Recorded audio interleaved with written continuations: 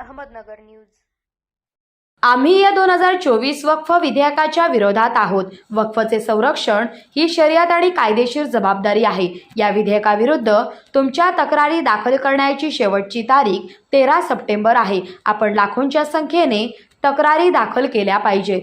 ही link या विधेयकाच्या विरोधाच्या कायदेशीर स्थितीवर लक्ष केंद्रित करते।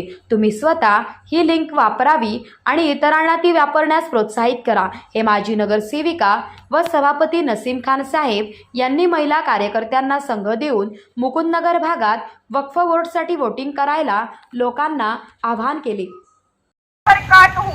मेरी प्यारी अजीज माँ और बहनों और भाइयों, आप सबसे गुजारिश है कि आप सब जानते हैं वक्फ बोर्ड इसका पार्लियामेंट में और कानून में जो केस चालू है, इसके वास्ते मुस्लिम लोकास बोर्ड ने जो तहकीक की और इसके जरिए हम सबको ये चीज लोगों के ऊपर छोड़ी दी गई है।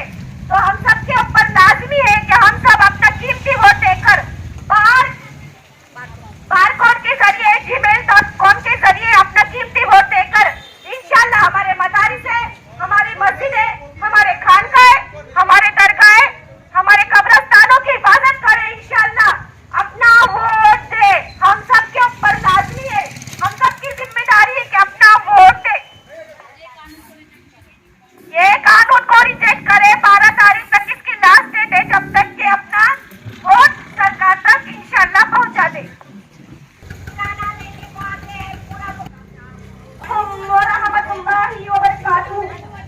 मेरी अजीज प्यारी माँ और बहनों और भाइयों, आप सब जानते हैं क्या पार्लियामेंट में वक्फ बोर्ड के जो केस चालू है, वक्फ बोर्ड के अंदर हमारे मस्जिद है, हमारे मदारिस है, हमारी खानकाह है, हमारी दरगाह है, हमारे कब्रिस्तान और ना जाने कितने मुसलमानों की रिहाइश की जरिया है।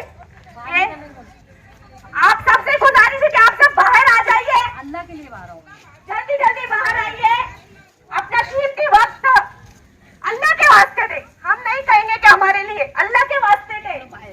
बाहर आइए, बाहर आइए और हमारी बात को तवज्जो से सुनिए। Smart Ahmednagar news.